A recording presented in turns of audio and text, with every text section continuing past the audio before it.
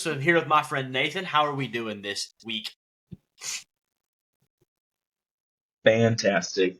Awesome. I'm doing pretty good. We've just gotten moved into our new house. As you can see, the backdrop is completely different at this point because it's not the same house. So I'm ready. I'm glad that that's over for the most part. We've got some organizing to do, but either way, it's in a much better spot. Yeah, just a lot better. And I think Yeah, I yeah. think I think the set looks a lot better nowadays too. I think it's just a better looking little makeup I got going on. So all I good would things so agree. far. All good things so far. So today we have for you five teams who should trade up, five teams who should trade down, and then also kind of going to go over the combine and risers and fallers of the weekend. We have obviously just passed that, but first thing I want to get into is we have a lot of news that took place this week, and the combine is usually a place where a lot of things happen for the NFL season that we didn't really get this time around. For example, like there was no big trade last year. The Chicago Bears made their number one pick trade to Carolina during the combine on the Friday of the combine. Didn't happen this year. We kind of thought Justin Fields might get traded through there. Didn't happen. But we did get a few other things. First off, Zach Wilson has been given permission to seek a trade. Massive news. What do you think about this breaking news right there?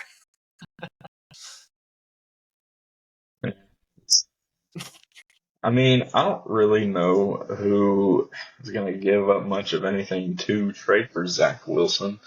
Um, so, I mean, I'm sure that they gave his agent permission to seek a trade much earlier, or at least maybe if it wasn't official, they were open to it. Yeah. Uh, 'Cause they knew Zach Wilson wasn't going to be their guy. Otherwise, they wouldn't have gone after Aaron Rodgers. Yeah. Also, he just hadn't played well, so that's another reason. But I mean, there was some quote that came out a while back from an anonymous GM that said something about how lowly regarded Zach Wilson is amongst the rest of the league. So honestly, it'd be more shocking if he was traded at all than if he wasn't, in my opinion. Yeah. Yeah, I mean, somebody might take a late round flyer on him. He was a first round pick. We saw some talent of him. It's just nothing's materialized at all. The next thing we have, I believe in trying to go in chronological order here of time. I believe is Mike Evans re-signed with Tampa Bay, 2 years, $52 million. What do you think about that deal going back to For Mike Evans, pay wise, got paid. Good for him. In terms of where he went, I was a little bit shocked to see him go back to Tampa. He must just be a loyal guy. I don't think anyone necessarily expects him to be getting a ring while he's there in Tampa for the next 2 years at least. So I don't know. Not my favorite move for him, but clearly he wants to stay in Tampa. Maybe winning a ring's just not as important to him at this point in his career, even though he hasn't gotten a ring yet. Tampa? He won one with Brady. He I won don't one with know. Brady. Oh shoot, you're right. You're right. It's a late night He tonight. does have a ring. Yeah, Uh-huh. yeah, we had to start a little bit late. It's been a long Mm-hmm. day. Yeah. Yes, so he does in fact have a ring. Backtrack. So I don't know. Maybe he's like one's enough. I'm cool with that. And if he enjoys Tampa that much, then all power to him for getting to stay and play a child's game and get paid millions of dollars in a place that he enjoys and loves. Yeah, maybe he could have gone to Kansas City or like the Jets for a 1 year, try to really run up the chances of winning, but he didn't. And so he's getting a bag. Yeah. That's one side of it. In terms of Tampa Bay Hmm. side, I think it might be a little bit of an overpay. That's what they had to do though to keep him there, overpay. But I mean, he's going to be 31 Yeah. this year, and he's going to be getting $26 million. I don't know. That's a lot. It's just you got cap going up, salary cap goes up year after year, and so I mean, with that being said, the market the market changes every year, and Right. so it'll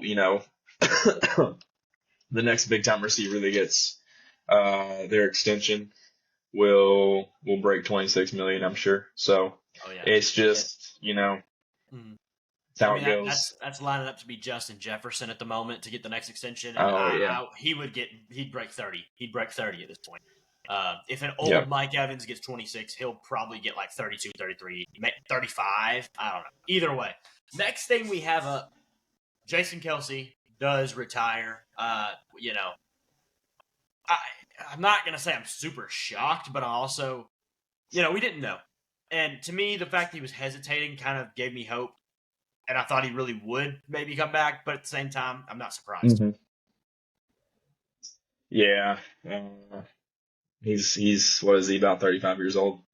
Roughly. Somewhere around there. You know, physical position to play along the O line for as long as he did and as well as he did. Um, I think this is deeply concerning for the Eagles, though. I think it says a lot that people are going to start to realize over the next couple of years just how old this Eagles roster is, how old their leadership up at the top is. You know, you got guys like Lane Johnson, Brandon Graham, Darius Slay. Those guys they're not going to be sticking around for a lot longer. They don't have top level football left, that much top end football left in them. So this is where the Eagles are really going to have to carefully make decisions in regards to their future and offseason moves and whatnot. But congrats to Jason Kelsey for a great year or a great career. Yeah. Um, and the Eagles need to uh, fasten up their seatbelts and get ready for I don't know, a shift in their franchise and their culture, perhaps. Yeah. They got a lot And of overturn ahead. they say that they have Cam Jurgens being the next center up in terms of what I've heard, but I don't know. Him and Landon Dickerson, I believe they both played center. I know Landon Dickerson did. I don't know. I guess Jurgens did, but I don't. Where did he go to college? I just don't remember. Nebraska, I believe. I think he also he's a smaller lineman. Yeah. So I think he kind of fits Jason Kelsey's mold a little bit. Okay. Um, he's 6'3", 302, which is not by any means massive for an O lineman. Uh, and if I'm not mistaken, Landon Dickerson is monstrous. Yeah. Uh, 333 pounds, 6'6". Yeah, that would be a huge center.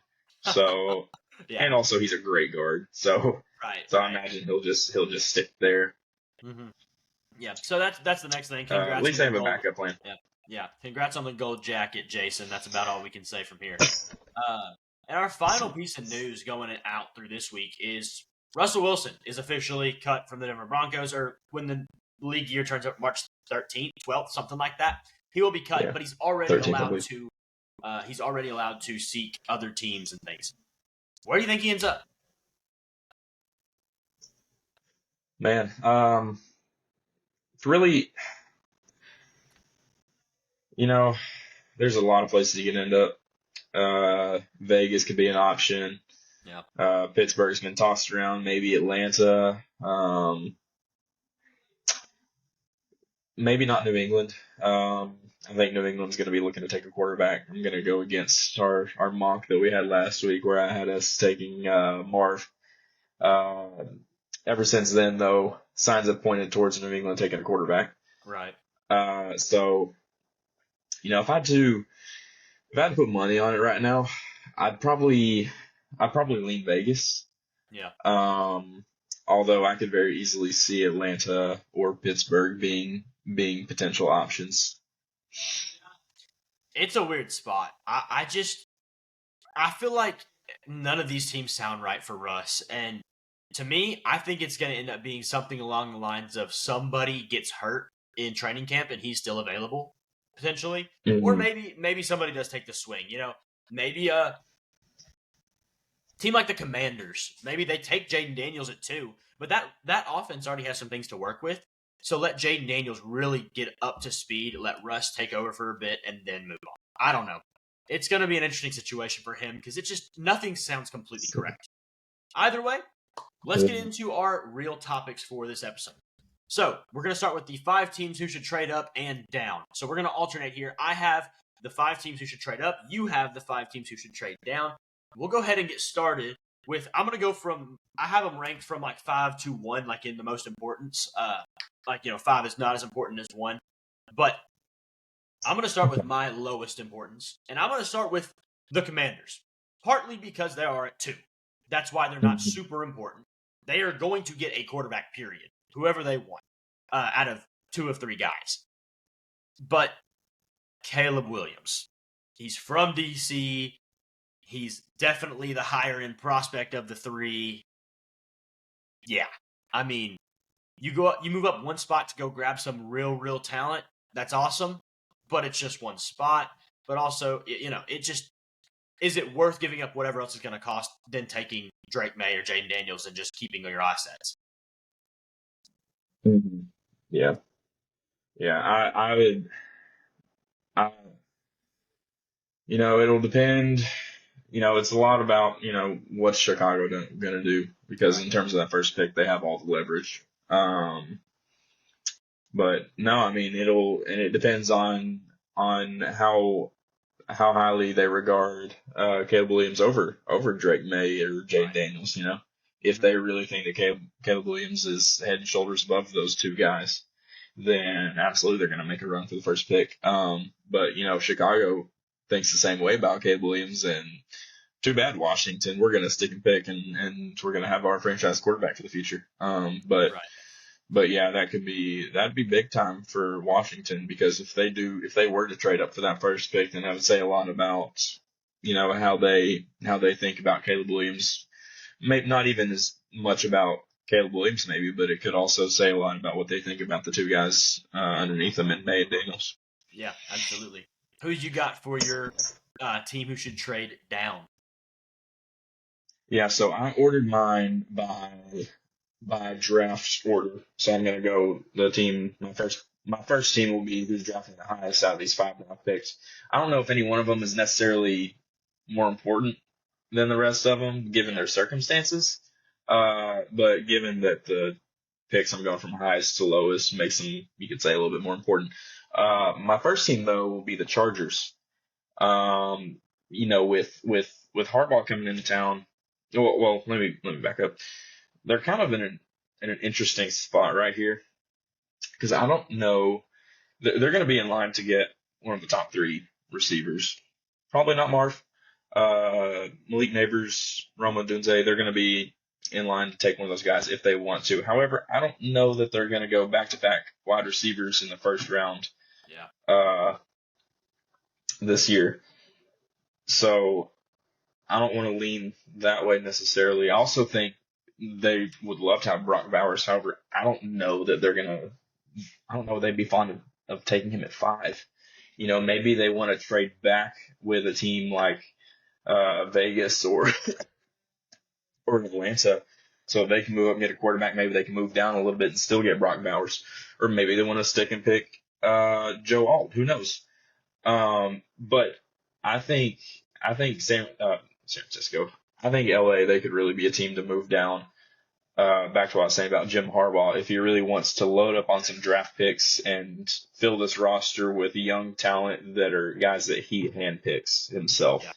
Because we don't know what Harbaugh thinks about this roster. This is the roster that Brandon Staley himself has built. So, if Brandon Staley's roster building ability is equal to his coaching ability, then Jim Harbaugh's probably going to be like, let me do this myself. So maybe he moves down, acquires more draft picks throughout the rest of the draft so that he can get some of his guys in as opposed to the Staley guys. Yeah, I think that is a really possible one. It's interesting. I like how you're going with the draft order. Maybe Arizona could, but at the same time, I like where you're going with LA. My number 4 team who should trade up is the Vikings. And this one lands at 4 because they have other options. They do have the option to bring Kirk Cousins back. They do have, a lower pick. I believe they're at 11 or 12. And that's going to cost some things to get up anywhere into quarterback range, especially for the top 3 guys, assuming that they all stay towards the top 3-4 picks of the draft. It's going to take a lot to get up that high. And, if you're trading up, you're almost certainly trading up for a quarterback. especially in this part of the draft. So they're not as high as can be, but they're still one that is important to maybe potentially trade up. Sure, yeah, I wouldn't all be surprised. Excuse me, I've had a cough the past few days. You're good. I wouldn't at all be surprised to see Minnesota maybe make a move up in the draft to, take advantage of this quarterback heavy first round that we're going to have this year. We might have four guys in this first round that are drafted, maybe even five who go on to be starters. History says otherwise, but I wouldn't be surprised at all to see any one of those top five guys, Williams, May, Daniels, McCarthy, or even Bo Nix. I wouldn't be surprised at all to see those guys become long-term starters for teams. So maybe they want to pounce on that. Who knows? Schefter said something today on the Pat McAfee show it's almost guaranteed after the combine that 5 quarterbacks go in the first round, and maybe we're getting to 6 now. So, he said 5 is almost guaranteed, and 6 is like really pushing into the picture, which would be crazy. So, just thought I'd throw that in there. In that. Yeah, I didn't get to watch the quarterbacks throw at the combine, but I heard that Michael Penix really lit up the combine. I heard that he was one of the top throwers there, which kind of shocked me a little bit because my personal narrative that I had about him, I assumed he would be the 6. I don't know who else would jump in ahead of him at 6, but I kind of looked at him and I was like, injury riddled guy. That was another thing. His tests, his physicals came back clean. Yeah. That was a concern. I wasn't really sure about his arm strength. But no, I mean, the combine served him extremely well and he performed well. So I don't know, maybe he sneaks in the back end of the first round, but 6 quarterbacks in the first round would be wild. Yeah. And maybe he is a, top of second round player, but some team might still take him in the first to get that 5th-year option added on. They might jump up and grab him. So that's just another part of it you got to add in for that quarterback position. So you got number 4 now for your trade down. Yes. So next, I'm going to move down to the 9th pick. I'm going to go with the Chicago Bears' 2nd first-round pick. I'm assuming they're going to take Caleb Williams at 1. Right. And with the second first, you could say they might want to, draft another rookie receiver to pair up with Caleb Williams, put him in the best chance to succeed year 1 in those first few years of that rookie deal. But based off of the combine performances that we got, there are many receivers past those top 3 that could very well be extremely serviceable, excellent talents long term, such as guys like A.D. Mitchell, Xavier Worthy. There's numerous guys who could really pan out and become great players. So maybe if Chicago is looking to take a rookie receiver early, they could move down and get one of those guys as opposed to sticking and picking a guy like Rome Odunze or Malik Neighbors. But at the same time, they passed the first round. They only have 4 more picks. They have a 3rd, 2 4ths, and a 5th round pick. So they're they don't have a whole lot to work with in this draft. So it would make a lot of sense to me if they really want to fill out that roster. Move that 2nd first round pick, move down a little bit, maybe get, somewhere early mid 20s, along with maybe, I don't know, another 3rd, 5th, and 6th, something like that. I don't know. But just acquire some more picks to get more young talent in this roster to just build up the roster as a whole. I could very easily see the Bears going in that direction. Yeah, I like it. I think that's not a bad idea for them at all, especially considering that draft capital. At number 3 for me, who should trade up? The Las Vegas Raiders. This one is more important than the Vikings to me because the Vikings have another option right now. And you could say that the Raiders do with Russ or maybe going to get Justin Fields, but the Vikings, they have an in-house option essentially. The Raiders don't. And there is a rumor flying that they might stick with Aiden O'Connell. That is, you stick with him just so you can draft top 5 again next year. That's what you're sticking with him for. Like he is a very solid quality backup quarterback, I think, and that is it. He is, he might be able to pull off a game or two here and there, and it's not because he's doing anything special. It's because he's not messing up all the time. He's a backup. But they need quality play at that position. They have a lot of other things to work with, assuming they keep Josh Jacobs and Devontae Adams, especially. Those two, Jacoby Myers, Max Crosby, Nate Hobbs on the defense, Tyree Wilson is a young player. Lots to build with. They just need something at one of the most, formidable positions in the league, or in any league, as quarterback. Yeah, like you said, the only reason they'd really stick with Aiden O'Connell is so that they can maintain top draft position next year to take a quarterback. But if you do that, then you're bypassing this quarterback class for a class that next year is big question mark. There's going to be guys that rise up, because they still got a whole season to play. But you're banking on guys really overperforming because right now the class isn't looking that great, quarterback wise. Yeah, I think it would be, man, there's going to be a lot of teams that are going to be looking to trade up for quarterbacks. So it's going to be really interesting. Yeah, for sure. Mm-hmm. So to move on to the third team, they moved down just 5 picks later past Chicago to the 14th pick where the New Orleans Saints are selecting. The Saints are in a very difficult spot because they're not horrible. They're not great though. They're not competing for a Super Bowl next season. They're not going to be contenders. Maybe even for a playoff spot. But, nothing much past that. And let's be honest, they're probably going to be looking for a new head coach this next offseason because Dennis Allen we all know that he's just not he's not the head coach that you want leading your franchise. Right. But, they're in an interesting spot where you've got at 14, where you've got a lot of the top talent's going to be off the board by then. Maybe you could rationalize them taking one of those offensive linemen right there, maybe like a J.C. Latham or Talise Fuaga. But I don't know, maybe they're like, hey, you know what? They're kind of similar to Chicago. They've got their first round pick, they've got a second, and then past that, they've only got 3 more picks in the entire draft. They've got a 5 and 2 6s. Right. With New Orleans, they're in cap. It's a cap nightmare for them. They've got a lot of money tied up in old players, which means they're going to need new young guys on small rookie contracts. I say move that pick down. Maybe even trade out of the first round entirely. Maybe get a second and 3 more picks throughout the draft. Maybe like a second, a third, a fifth, and I don't know, maybe more picks for the next year. Who knows?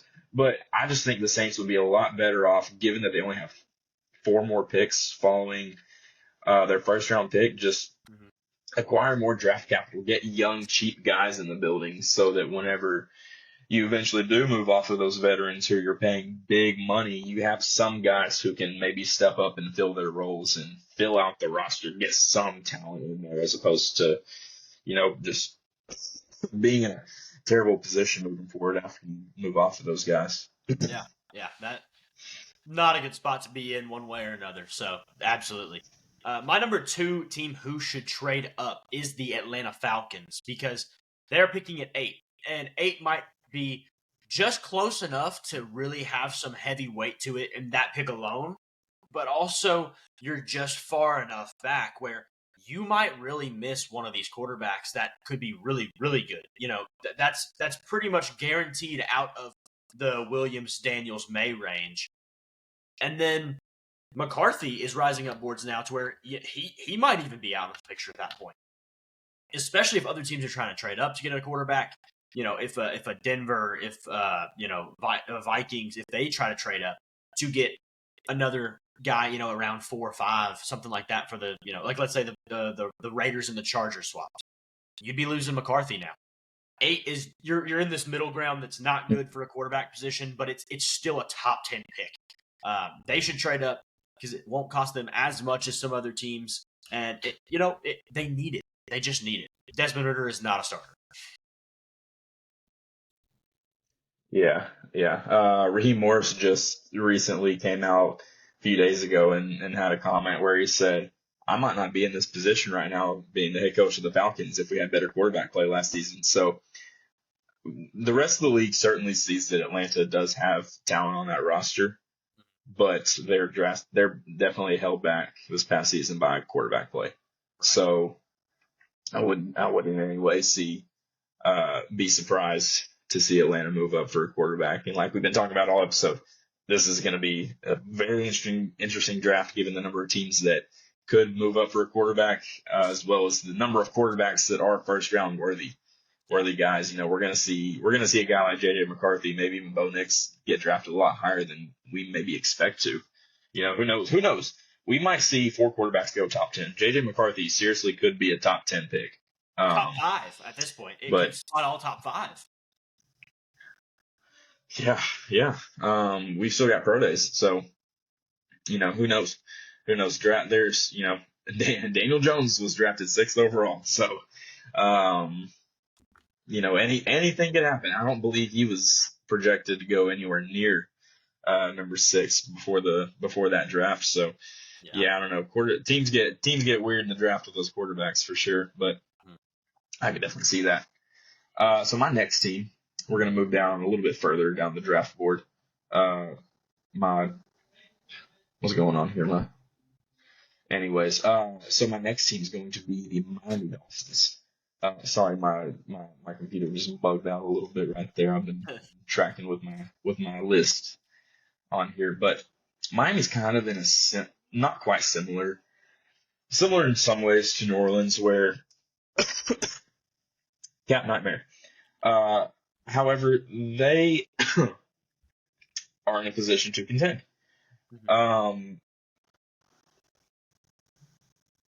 You want to get ahead of the curve when you have maybe some older players who you're paying a lot of money.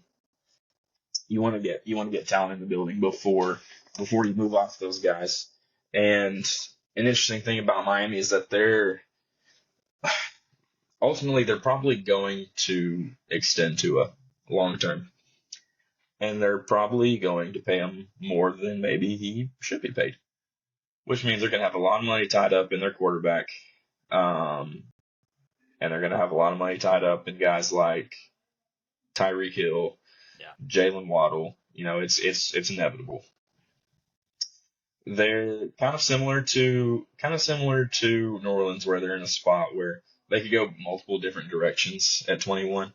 Maybe there's not a guy available there. If guys don't fall in the draft down to the 20s, maybe they're there and they're like, we don't really love many of these guys left. They move off of Xavier Howard, so they very well. I'm not saying I expect them to trade down, because they very well could stick and pick a corner right there at 21.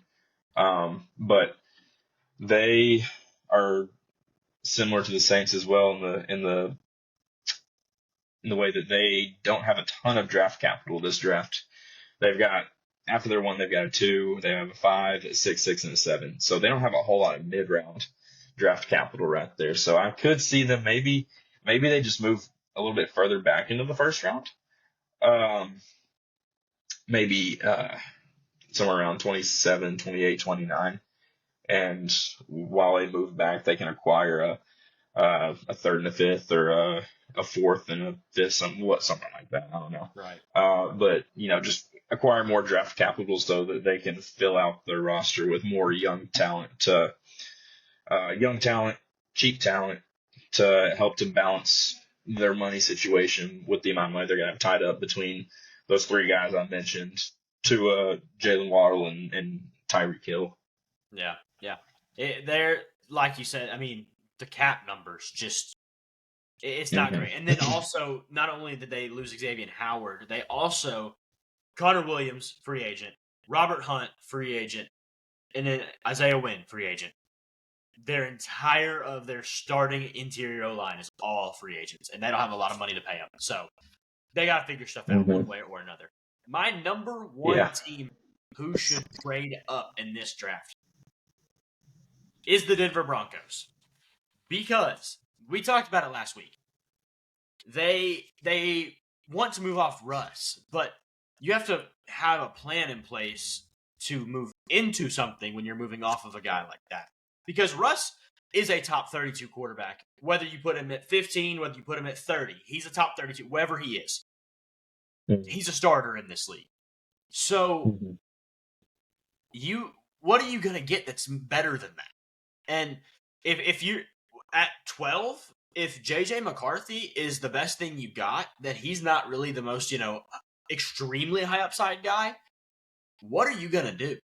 You need to be targeting something with some real legit upside. I mean, maybe you think JJ McCarthy does have that. Maybe he does.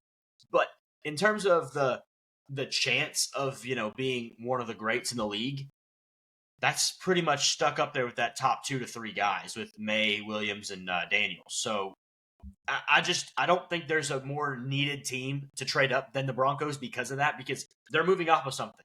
They have to make it work now. It's a big give and take here. Yeah, I think their willingness to straight up cut Russell Wilson as opposed to, and they're eating up a lot of money. The highest dead cap in NFL history, $85 million. Yeah, that's a lot of money. Right. That tells me that they must have a plan in place if they're willing to just freely let him go, without even receiving any compensation back for him. Even if they did move him for a third or a fourth round pick, is it still really like? Are you really winning that trade, given that you have to eat $85 million of that cap? Yeah, that's a big chunk of money it's a big bullet to bite. Right. I think they're certainly going to trade up. They'll be one of the teams like Atlanta and Vegas who are going to look to trade up, and I think Denver ultimately will. And I think if they aren't able to trade up, they'll probably be willing to take a Bo Nix early. They got to get someone. They've got to get somebody. Somebody's got to play quarterback for him. You got to think that Sean Payton's got a plan. His job's on the line too. Because he let go of the franchise quarterback, and they're giving up a lot of money to do so. So I would expect Denver to move up. Yeah. In order to get in prime position to take a quarterback, for sure. So for my last team, I'm going to move down just a few picks past Miami to 24, where the Dallas Cowboys are drafting.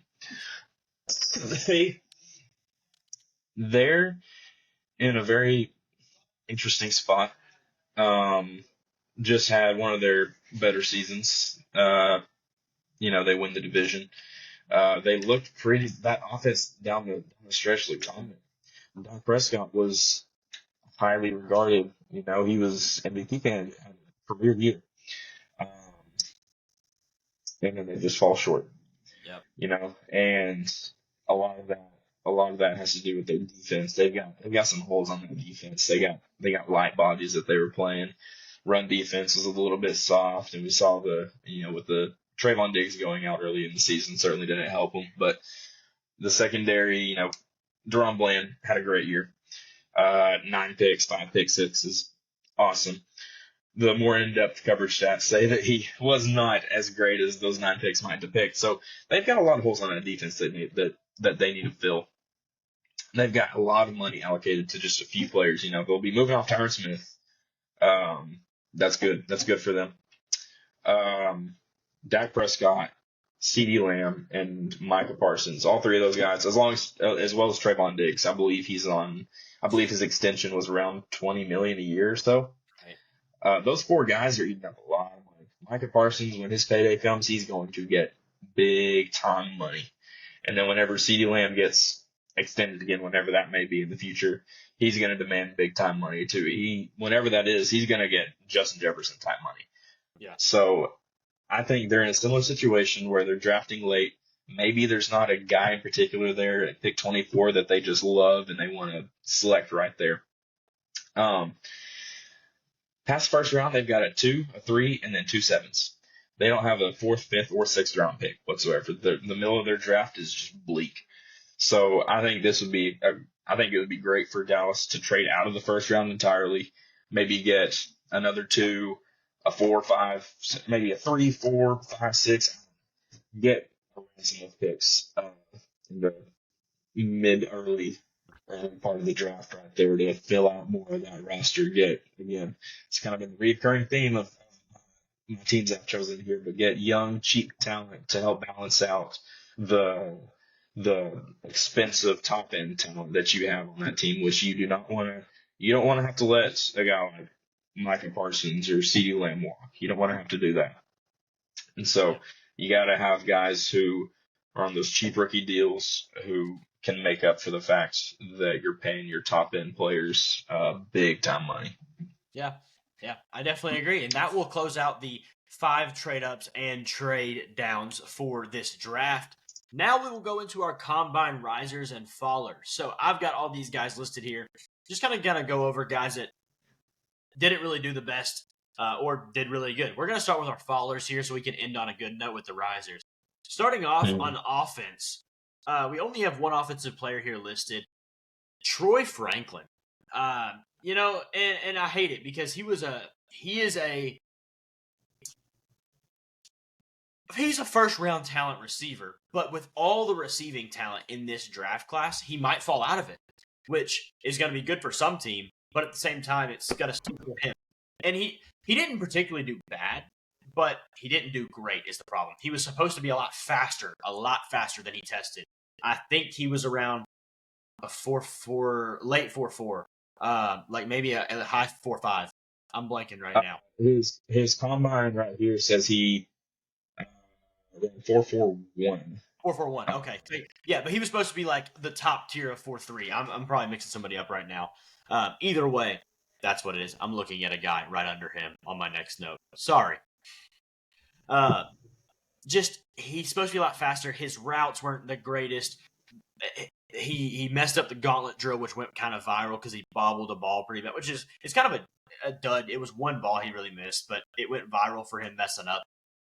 You know, it's just to me, for him, I don't think it was so much he did bad. It was more a lot of other guys did really good at his position. Yeah.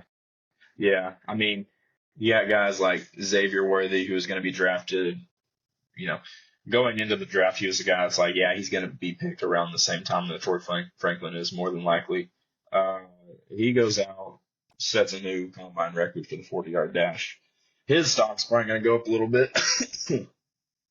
A.D. Mitchell, who was certainly going to go before Troy Franklin, maybe not wildly further ahead of Troy Franklin, kills it at the combine. He's going to certainly be drafted well ahead of Troy Franklin. Ladd McConkey comes out, kills it. He's going to be drafted. You know, it's just, like you said, he's got all the guys that were supposed to be kind of similar to him in his tier, just crushed the combine. And he, you know, decent at best combine performance. 4.41 by no means is a slow time. There's still certainly some speed there.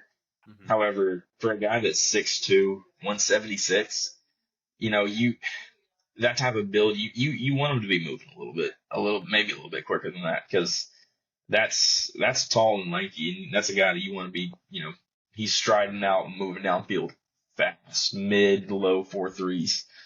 So it wasn't a terrible combine performance. It's just, you just kind of hope for better, especially given what the guys around him did at his position. Right. That's where I'm going there. The rest of these guys are defensive players. The next one I have is Ennis Rakestraw Jr., a guy who was slotted in as a corner at the last the last end of the draft in the first round. He posted a 4.5 140. That's where that came from. Which was the 23rd best 40 time. He also had the 3rd worst broad jump in this combine. And those were the only drills he did before he pulled his hammy. That's, you know, basically code word for, I'm done, before I do something too bad. That's pretty much what it always happens. So just a guy who was supposed to be, you know, the 4th, the 5th maybe corner taken in a pretty solid corner class might fall down to be the 7th, 8th corner taken. Yeah. It's unfortunate for him. I think the one thing that he does have going for him is that his game, he's more of that physical corner. Right. You know, when you think of those physical corners, you don't think of the guys who are running in the in the 4.2, 4.3s. Wildly athletic necessarily. But he's also not huge. He's not a huge corner either, which you don't have to be huge to be a physical corner, of course. But 5'11", 180. It's okay size for a corner. Not great, but yeah, I mean 4.5, 4.51 when you got a class of receivers where you got all these dudes in the 4.3s, and we know that the league's chock full of killer speed at wide receiver. You maybe aren't super comfortable putting the 4.5 guy out in man coverage on a Tyreek Hill or Jamar Chase. So maybe this limits how teams view him as a prospect overall and how they can use him. But no, I think any hopes of him maybe getting into the back end of the first round have probably slipped away. Just given that, maybe there's just not quite as much upside there with this prospect as people might have hoped. Yeah. That will go into our next guy, who is a safety, Cameron Kinchins. He had a 4.6, 5.40, not the best. And then his relative athletic score was a 2.11. That is 771st out of 976 safeties since 1987 when they started the RAS scores. 2.11 in the back quadrant of all safeties. And this was a guy who earlier in the draft season was maybe gonna just, slide into that early that's the back end of the first round, late second round. So for a guy who was supposed to be up there, not a good showing. Yeah. Very, very, very lackluster combine. 5'11", 203 is really not the most. I mean, it's fine size for a safety, I suppose. Nothing, he's not like a James Williams who's 6'4", 6'5". You maybe don't expect a guy like with that kind of size to be running 4.3s. But with just fine size and those combine results, like you said, that 4.6, 5.40, that 9.2 broad jump, it makes you think like, how good of an athlete is he really? Is he going to be able to make up for it with his intangibles? Man, I don't know. That's tough. That's really tough for a guy like that to have that poor of a performance at the combine. So hopefully his smarts and his football IQ can make up for it, but not looking good for him. Yeah, and before I go into my next guy, I am going to break some news here that just came out. Not that I'm the one who's breaking it, but Arch Manning just opted out of the college football game coming this summer.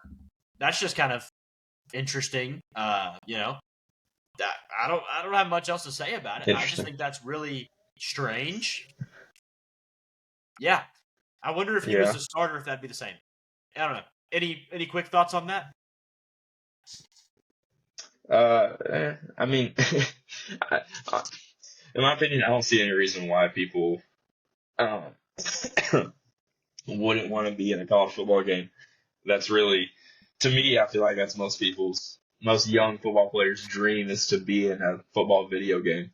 And your name's Manning. I don't know. Period. Like, that's instantly, yeah. For that reason alone. Sure. Yeah, I'm sure there's some reason why he doesn't want to be in the game. I don't know. But, I mean, to each his own. I don't know. I won't stress it too much. Right. We'll go into our last faller here. And this one I think is probably the worst faller of this combine. And it's going to be Braylon Trice, the edge out of Washington. He's an undersized edge rusher already, but only had a 4.7 240. Not the worst, just not that good. And after he posted that number, he passed on the other jump and bench drills. So and bench agility drills. So that's just kind of like, yikes. I don't know. It's like the self-reaction to that is not good. And this guy was, in college billed as, he was billed as one of those, bigger 260-pound power rushers. But he's not that. He's quite a bit smaller. I don't have his numbers on me on right now. Do you have his height weight right now? Yeah, his combine measurables say 6'3.5", 245. So Right. he's definitely not a huge physical presence out there on the No, and edge. if he was supposed If to be a you're big guy in college, and that was his calling card, well, you're definitely not a big guy, and that ain't going to work in the NFL against those tackles. yeah. I mean, 245. If you're sticking a guy at 245 out on the edge, they're more than likely going to be the pin your ears back, rush the passer type of dude. If you want someone to set the edge out there in the run game, then maybe you want someone a little bit heavier than 245. And he's not like super stout either. 6'3.5". It's not a super bulky guy out there, so it could be a little bit concerning that maybe doesn't have the athletic ability to be one of those guys who's going to blow past tackles out on the edge and get to the quarterback with 4.72 speed, a 165 10-yard split. I don't know how much. Maybe he plays faster. I don't know. That's one of those things you'll just have to see. But I don't know. Not definitely not great for him, especially a guy he's right there on the brink of being a first round pick, maybe second round. We can almost certainly assume that he's going to fall somewhere in round 2, which sucks for him because he's losing out on some money there, but Yep. hopefully he can make up for it on the second contract. Yeah, let's see if we can go through. That's our last faller. So let's see if we can get through these risers within about 15 minutes. Keep this right around an hour. Starting with our first guy, Xavier Worthy. He's a riser quickly. That 40 time, breaking the record at a 4.21. He thought he tied it in the moment. It was a 4.22 unofficial, and they bumped it up after they saw the replays and all that. Yeah, he's gonna jump probably from round 2 to round 1 now. Mm-hmm. Yeah, I mean, one thing about him is that, I personally, I didn't know that he had that kind of speed. I don't know how many people did know that he had that kind of speed. I don't know if anyone really thought like, oh, is Xavier Worthy going to break is he going to break the combine record for the 40? Right. I didn't anticipate it. But the thing about him is that, he's solidified that speed. And so teams can be like, all right, this is the speedster guy. We can do some fun stuff with him. But that's what he would have been regardless. He's at 5'11", 165. He's more of a slender, smaller guy. And so even though he certainly boosted his draft stock, I don't know that he boosted it maybe as much as people might think that one would if they set a new combine record running a 4.21 40-yard dash, because that's kind of what he was. He's not one of those guys who's a Marvin Harrison, Ramondre, Malik Neighbors who can stick out there wide and run the route tree, separate from corners. He's he's more of a gadget player than he is a do it all wide receiver. So yes, he certainly did move up in terms of his draft stock, but I don't know that we're going to see him, especially with the history of teams drafting guys early just because they run a fast 40. Cough, cough, John Ross. Mm-hmm. But I think he'll certainly slip in there in the first round, in the back half of the first round. I wouldn't be surprised at all to see him maybe go 32 Kansas City. Just don't let Kansas City get him. Don't do it. Yeah. Anybody else? Yeah. Next guy is going to be J.J. McCarthy. His intangibles were just higher. He tested a little bit better physically. The size, the weight combo, 6'2", 220, a little better than many people thought he would be. Thought he'd be a little bit lighter than that, and not to mention he didn't necessarily wow with his throws at the combine, but he didn't do anything wrong, and all the meetings were positive. There was all good things said about J.J. McCarthy. hmm Yeah, no. The biggest thing for him was probably maybe not the biggest thing. He did all right in the throwing drills, but coming in at 6'2.5", 219, that was big time because if I'm not mistaken, I believe he was previously listed around 205 or 210. Mm. So that might have been a concern for some people. Like, is he going to be able to hold up? Is he going to have an injury riddled career? Is he going to be able to take the beating of 17 games in the season plus playoffs? Um, that was big time for him. Big time for him. And he didn't run a 40. He didn't do it for a broad jump, nothing like that. He did run a 5'10", 20-yard shuttle. A 4.23 in the 20-yard shuttle is exceptional, though. That's a great time. That is a great time. So you can imagine that if he did run a 40, he would have tested well in all those different combine drills. There's definitely some athleticism there, and then there's for sure arm talent. Uh, he he solidified himself as a first round pick if he wasn't already, in my opinion. If he was in a different offense where he didn't have to run, where his team wasn't running the ball as much and they were a little bit less dominant, maybe competing in more games, then in my opinion, he'd certainly be regarded as a top 10 pick in this upcoming draft. I'm a big time J.J. McCarthy guy. You know it. Yeah. A lot of people aren't. I don't know why, because I watch him play and I'm like, this dude is legit. He can play. He can play. You know what? He's a little young. He's coming out as a true junior. He's only 20, 21 years old. I think he just turned 21. Um, but this is a guy who could give him a year or two, and he could legitimately be a big time player in this league, in my opinion. Yeah. Yeah. The next guy I'm going to go to is a position that there really wasn't a clear cut number one guy here. It's been 2, 3, 4 guys fighting for the number one running back spot for the last couple months. And Jonathan Brooks is a big guy in that, but then he tore his ACL. You have a few other things. But Trey Benson from Florida State, he was a lot bigger than many thought. I believe it was like 6'2", 220. I don't have my numbers written down here. I should have had them. I'm But about to. he ran a 4.3940 at a pretty big size for a running back. Even he was a pretty solid dude and ran a really good 40 time. He's an athlete. He's special, and as long as the medicals go well, he's gonna be drafted. He probably put himself in the number one spot of running backs this Yeah. Uh, Another guy that we can lump in there with him is Isaac Grendo, who obviously came in. He weighed in at 221 pounds, I believe, at 6'1" or 6 flat. Runs a 4.3340. I don't know if he's going to run that fast. year. No. 41.5-inch vertical, which uh, just blew the combine out of the water.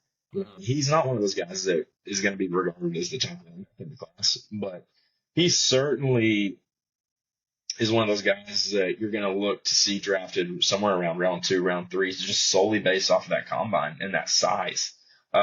Previously, maybe he was only going to be around 4 or 5 type of guy, but he made himself a lot of money at the combine. Okay. Same with Trey Benson. Obviously, that's the guy we're talking about here. But the reason why we mentioned Trey Benson here is obviously because he was regarded as one of the top prospects. And with that combine coming in at, I'm seeing 6 foot, 216, that's a good size guy. Moving at 4.39 speed. Man, that's big time for him. That's big time for him. That certainly vaults him up there into probably you could no one would be upset to see him regarded as RB1 in this class. So that even though him and Isaac Grendo both had exceptional combines, probably it's very significant for Benson given that it vaults him up there pretty much into that RB1 spot. Right. Yeah. Well, now we're going to jump over to the defensive side of the ball, starting off with a guy who did not need his stock to go up any higher, but he did it anyway. Dallas Turner. He went from being is he going to break into the top 10 to, all right, it's top 10, maybe top 7.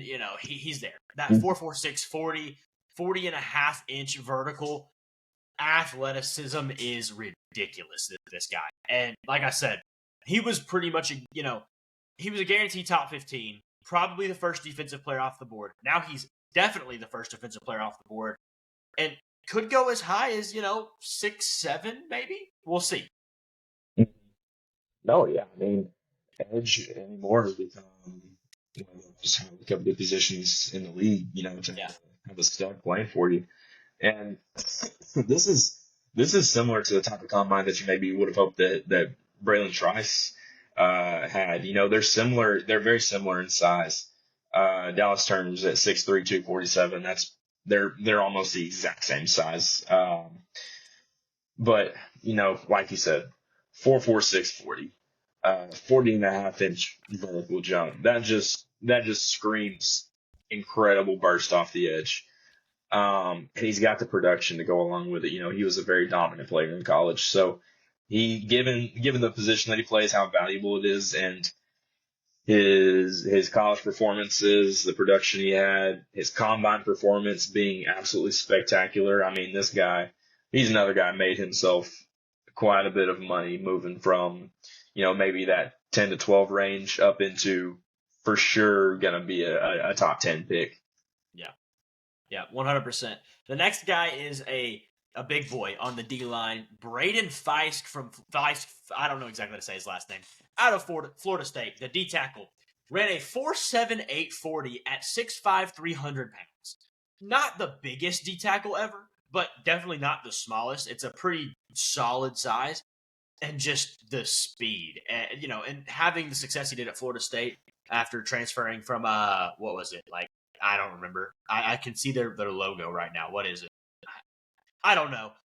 I can't think of it right now. There's another guy in this draft, though, who was from the same college. They played together. Oh, my gosh. It's driving me crazy. I'll look it up. Yeah. But, yeah, he the 4.7 40 at the size he is pretty spectacular. So, it's just that's a big deal for a big boy like him. Mm-hmm. Yeah, no, that's big time for an interior D lineman. Western Michigan. Okay, Western Michigan, right? Okay, yeah. Was it another D lineman or an edge guy that went to? I think there's an edge player from Western Michigan, but no, for an interior D lineman who's not massive. I mean. Subjectively speaking, to you and I, that's a massive human being, a 6'4", 292. But inside, maybe you want him to be a little bit heavier. But given the athleticism that he put on display, like you said, that 4.7 40, 33.5-inch vertical, he put up 26 reps on the bench press, which is great for him too, because you can combine that athleticism with strength as well. He's one of those guys who'll be a very valuable pick for a team because they can move. He can kind of, in a way, maybe serve in a Chris Jones type of role where you can move them all around the D line. Maybe you split them out there on the edge to bull rush a tackle. Maybe you line them up inside to put some finesse on the guard or the center. But you can move him all around. That's going to be an extremely valuable type of player for a team to have playing for him. So he certainly. He had a big time. That's going to help him a whole lot from draft day. Yeah, he and Marshawn Nealand out of Western Michigan played together there. He transfers to Florida State. That's what it was. Just missed it all. But our last riser from the combine is at the linebacker position. NC State linebacker Peyton Wilson, a 4.4 340 at 6'3", 235. Really solid day for him. Did really good in the on-field drills. He's just, he's an athlete, and at the position that is very coveted nowadays at the linebacker spot. The modern linebacker is Peyton Wilson, to be honest with you. Yeah. This is kind of a weaker class in terms of our middle linebackers. That there's not really a guy that's like all the teams that are drafting looking for that middle linebacker. They're looking to get their hands on him. Yeah, right. No Jack Campbell, Roquan Smith, guys like that in past classes who have been highly regarded amongst the rest of their class, amongst the rest of the linebackers. But, right, I mean, like you said, nowadays teams want those linebackers who they can have running side to side. You know, put 5 linemen down on the line of scrimmage and let a linebacker or two. It reminds me of Tampa. You know, you got Levante David and Devin White, both speedsters at linebacker, just running sideline to sideline, just filling gaps, chasing guys to the boundary, doing all sorts of stuff for the defense. And he's a guy who he's going to be used in many different ways with that speed, and that's going to be extremely valuable come draft day for him. He'll for sure. I imagine he'll be somewhere in the second round, probably mid to early second round pick. But no, 4.43 speed at middle linebacker. That's big time. That's big time, especially for him in this, like I said, this weaker class of middle linebackers. So, great for him. Great for him. Yeah. Yep. And that is all of my risers. Do you have anybody else, riser or faller, you'd like to mention in this draft class? No, I think honestly, you know, some of the ones that came to mind for me before we started were the guys that we hit on. You know, the Xavier Worthy, Dallas Turner, Peyton Wilson was another one of those guys. Really stood out amongst his position group. So I like the guys that we hit on. Good deal. Yeah, well, that's going to be it for this episode of Tuesday Night Takes. Thank you for listening on YouTube or Spotify, wherever you are. Thank you for sharing an hour of your week with us. We kept it right to basically an hour this week. Thank you. Got it done in the about range we want to. So we appreciate y'all for watching, and we will